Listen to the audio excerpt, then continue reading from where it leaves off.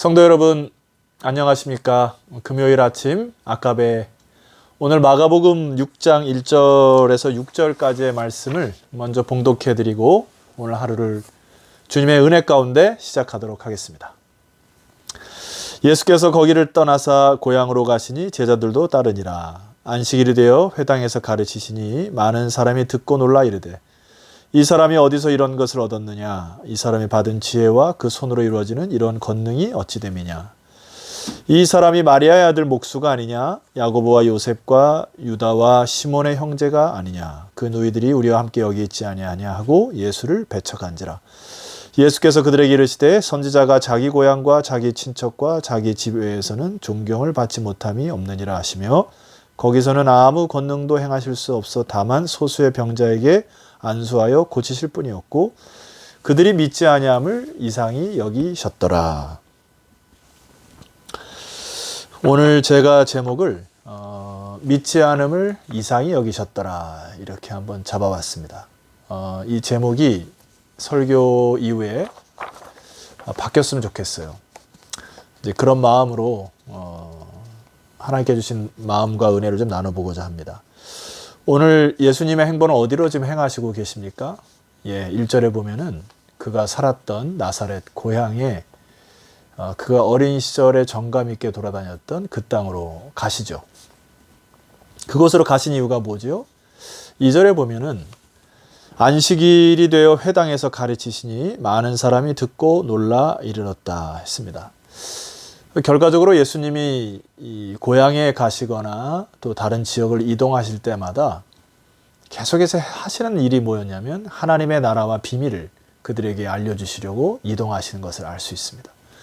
그리고 마태복음 1장에서 쭉 지금까지 6장에 보면 가셨던 곳을 또다시 방문하고 다시 재차 방문하여서 정확한 아버지 하나님의 뜻이 무엇인지를 계속해서 그 우매한 백성들에게 가르쳐 주시는 예수님을 발견하게 됩니다. 자, 여기 이 예수님이 오셨던 고향에도 보면 하나님의 말씀을 가르치고 하나님의 나라 비밀을 잘 들려줬음에도 불구하고 뭔가 이상하게 흘려가고 있습니다. 3절에 보면 그들의 반응의 첫 번째 반응 이런 반응이 있습니다. 이 사람이 마리아의 아들 목수가 아니냐? 자, 저 사람은 저렇게 지혜일 수가 없는데 우리가 아는 그 요셉, 마리아의 그 목수 집안의 아들 아니냐 이렇게 그 사람들이 얘기를 하는 것이고요. 또한 예수님의 형제들 가운데 야고보와 요셉과 유다와 시몬의 형제가 아니냐 그 누이들이 우리와 함께 여기 있지 아니하냐 하고 예수를 배척하였습니다. 그러니까 저 어렸을 때 살았던 그 예수 그리스도 예수인데 어떻게 저렇게 지혜와 권능이 그에게 나올 수 있느냐 하고 의문을 가지면서 예수님을 배척했다고 마가는 기록하고 있습니다. 제가 이 말씀을 읽으면서 이들이 가진 한계점이 무엇일까를 생각해 봤어요. 그것은 그들이 가지고 있는 예수에 대한 편견 그리고 선입견이 그들에게 큰 문제였습니다. 마치 이것은 큰 방호벽과 같이 더 이상 예수님의 진리에게 다가갈 수 없는 너무나 두꺼운 그런 두꺼운 벽처럼 느껴지는 것을 제가 느꼈습니다. 우리가 신앙생활을 할 때에도 참 조심해야 될 것이 있습니다. 우리 인간이 일평생 살아도 길게 살아야 80년, 100년 정도이죠. 그리고 우리가 경험하는 것은 굉장히 일천합니다. 다른 말로 하면 우리가 말씀을 읽거나 혹은 우리가 경험한 것을 합쳐도 기껏해야 100년의 시간밖에 안 됩니다. 그러나 이 온 우주의 연한과 하나님 만드신 그 영원한 세계에 비하면 우리가 너무 생각하는 것이 일천하고 좁을 가능성이 있다는 것을 유념하셔야 합니다. 근데 우리들의 착각은 뭐냐 하면 내가 조금 말씀을 더 많이 알거나 말씀을 좀 많이 읽거나 그리고 내가 다른 사람보다 조금 더 지식이 뛰어나면 우린 너무나 이 성경에 대해서도 예수님에 대해서도 자기의 편견과 선입견으로 생각을 해버리고 판단을 해버려서 너무나 많은 부분을 자기의 벽에 자기의 생각의 벽에 둘러싸여 더 이상 하나님의 나라와 영광의 빛을 못 보는 안타까운 편견과 선입견을 가진 사람들을 많이 보게 됩니다. 자, 예수님께서 과연 그 고향에 가서 무엇을 가르치셨고 또 어떤 행보를 하셨는데 사람들이 그를 배척했을까요? 근데 누가복음에 의하면은 누가의 기록에는 많은 사람들이 그 성난 군중들이 예수 그리스도에게 화가 나가지고 그 예수를 잡아다가 그 도시의 가장 끝에 있는 낭떠러지에 그를 떨어뜨려 죽이려고 하는 단계까지 가게 됩니다. 도대체 예수님 무엇을 가르쳤을까? 그리고 어떤 부분이 그들의 마음에 걸렸을까라는 부분이 여러분 궁금하지 않으십니까? 예. 누가복음의 기록에 의하면 거기에 자세히 그렇게 나와 있습니다. 자, 여러분 이 시간 누가복음 4장 18절에서 19절을 성경을 가지고 계신 분들은 한번 찾아보시죠. 굉장히 좀 흥미있는 부분입니다. 그러니까 예수님이 그의 고향에 가셔서 이사야의 선지자의 말을 인용하여서 가르치신 장면이 나와요. 그 내용이 좀 궁금하지 않습니까? 예. 누가복음 4장 18절, 19절 찾으신 분들 한번 펼쳐놓으시고, 자, 거기에 보면 이렇게 그 이사야 말씀을 인용하십니다. 주의 성령이 내게 임하셨으니 이는 가난한 자에게 복음을 전하게 하시려고 내게 기름을 부으시고 나를 보내사 포로된 자에게 자유를, 눈먼 자에게 다시 보게 함을 전파하며 눌린 자를 자유롭게 하고 주의 은혜의 해를 전파하게 하려 하심이니라 하였더라. 바로 여기에 나와 있는 이사야의 말씀, 주의 은혜의 해를 전파하려 하시려 하였다라고 하는 그 말씀을 선포하시고 20절의 말씀 보면 책을 덮어 그 맡은 자에게 주시고 앉으시니 회당에 있는 자들이 다 예수를 주목하여 보았습니다. 그때 예수님께서 말씀하신 내용이 이겁니다. 이 글이 오늘 너희 귀에 응하였느니라.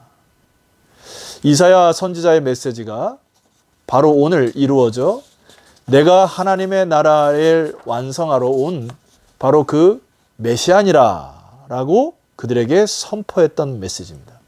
많은 사람들이 본인이 하나님의 아들이라고 얘기를 하니까 굉장히 의아했을 뿐만 아니라 많은 사람들이 궁금증이 있었을 거예요. 도대체 저 사람이 하는 메시지가 정말 진실인가? 라고 했을 것입니다. 그런데 예수님이 그 뒤에 비유를 주시는 장면이 그들의 심기를 건드린 것입니다.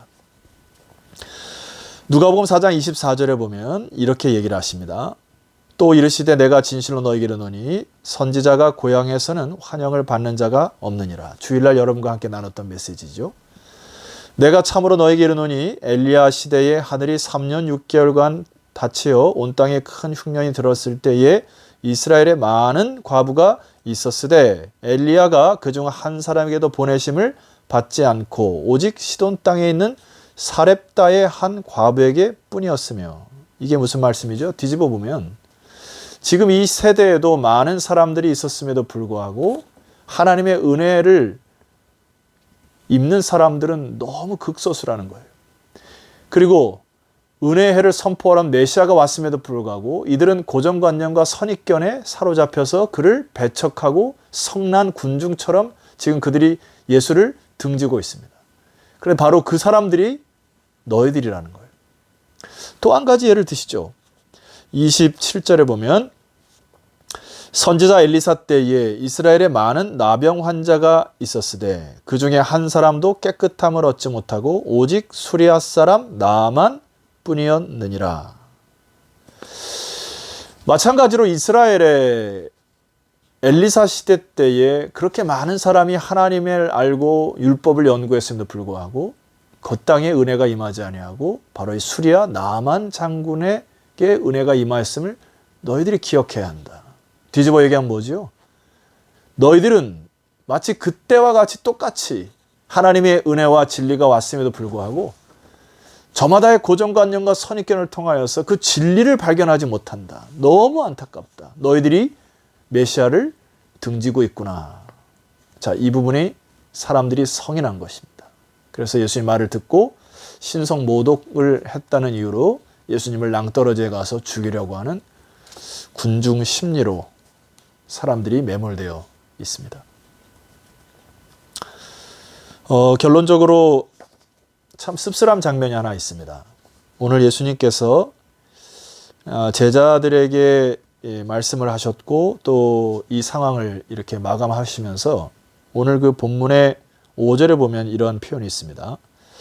거기서는 아무 권능도 행하실 수 없어 다만 소수의 병자에게 안수하여 고치실 뿐이었고 그들이 믿지 않음을 이상히 여기셨더라. 이에 모든 촌에 두루다니시며 가르치셨다. 더 이상 권능을 행하실 수 없었다. 왜입니까? 많은 사람들이 마음으로 주를 밀어난 것이 그리고 행동으로 예수님의 진리를 받아들이지 않았습니다. 그리고 자기들의 생각과 편견과 선입견에 꽉 잡혀서 더 이상 들을 생각도 안 했어요. 그래서 예수님이 소수의 병자에게 특별히 안수까지 하셨지만 사람들은 그것에 대해서 더 이상 관심을 두지 않았습니다.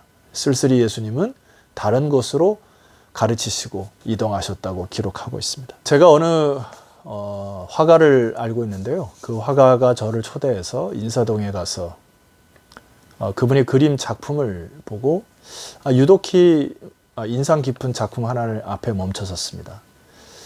달동네를 표현한 것 같은데 그 달동네의 위에 마치 교회와 같은 곳인데 십자가가 잘 보이지가 않았어요. 그래서 제가 그 그림을 이렇게 좀 연상을 하면서 아름다운 이 달동네를 그렸던 그 땅거미가 이렇게 내려앉으면서 곳곳에 불이 켜지기 시작하고 그리고 그 달동네 높은 곳에는 잔뜩 찌푸린 하늘에 교회가 이렇게 어스름하게 교회 풍경이 있었던 광경이었습니다. 그래서 제가 질문을 했어요. 화가님, 이 집은 꼭 교회 같네요. 하니까 그 화가분이 예, 목사님 맞습니다. 근데 왜 교회에 십자가가 없습니까? 그랬더니 이분이 이렇게 얘기를 해요. 오늘날 교회들이 너무 높아지는 것 같아서 그리고 현대를 살아가는 우리 그리스도인들이 주님을 무시하는 것 같아서 십자가를 구름으로 가려놓았습니다. 이렇게 얘기를 했습니다. 저는 그 화방을 빠져나오면서 많은 생각에 잡혔었습니다. 아, 그렇구나. 우리 시대에 정말 너무나 분주하게 살아왔고 또 나의 생각과 고정과 편견에 사로잡혀서 우리 안에 십자가가 사라졌구나. 성도 여러분, 결론적으로 제가 여러분과 함께 이 부분을 다시 좀 바꿨으면 좋겠어요. 저는 이 시대에도 하나님의 영이 거룩한 성령께서 하나님의 임재와 그 은혜와 영광을 비춰주지로 찾아다니신다 생각을 합니다. 오늘 우리에게도 방문하시고자 하시는 그리고 우리에게 역사하시고자 하시는 성령께 민감하여 우리의 마음의 중심과 믿음의 반응을 통하여 이런 역사가 있기를 소망합니다.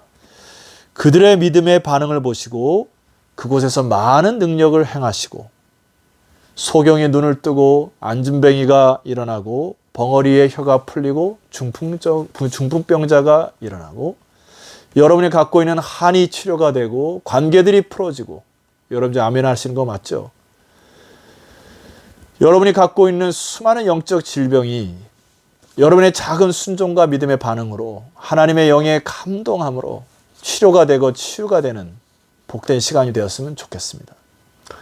그리고 이 땅도 거의 한 달이 가깝게 바이러스로 인하여 참 안타까운 시절을 보내고 있습니다마는 이 땅도 하나님의 영의 고치심으로 이 땅에 다시 이 희년이 선포되어지는 놀라운 축복의 시간이 되기를 주 이름으로 축원합니다. 기도드립시다. 하나님 아버지, 고향 땅을 방문하셨던 예수님의 입속에서 그들이 믿음이 없음을 보시고 이상히 여기셨다는 오늘 본문의 말씀, 저희들의 신비에 꽂혀지게 하옵소서. 예수님이 살아왔던 어린 시절만을 바라보고 단순히 사람의 아들로, 요셉의 아들로, 마리아의 아들로만 인식하여 더 이상 믿음을 믿음이 성숙하지 못하는 그들의 고정관념과 선입견을 보아왔습니다. 그뿐 아니라 우리도 내가 살아왔던 환경, 또 내가 읽었던 말씀의 수준, 내가 배웠던 말씀의 수준으로 더 이상 뛰어넘지 못하는 그 한계를 인정케 하셔서 겸손히 하나님의 영에 무릎 꿇어 하나님의 거룩한 지혜와 영광이 저들의 삶에 가득하게 하옵소서. 오늘 하루 저들이 가졌던 두꺼운 고정관념과 선입견이 깨어져 아버지의 거룩한 빛의 임재를 경험하는 복된 하루가 되게 하옵소서. 예수 그리스도 이름으로 기도드렸습니다. 아멘. 내일 뵙겠습니다. 할렐루야.